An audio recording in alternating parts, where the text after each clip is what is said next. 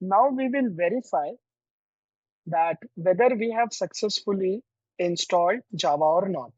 For confirming the same, we have to open here terminal. So inside my Windows machine, I will search terminal and I will open command prompt. Now here inside this command prompt, I will try to type Java.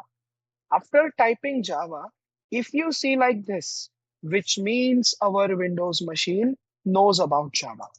Now, let's check whether we can access Java interpreter, Java compiler or not.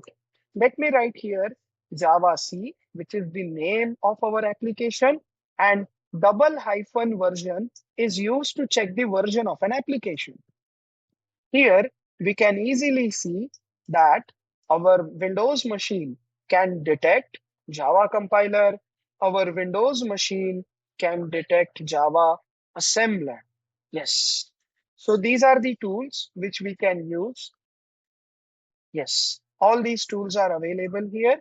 And the only reason they are available because we have provided the address of application inside path variable.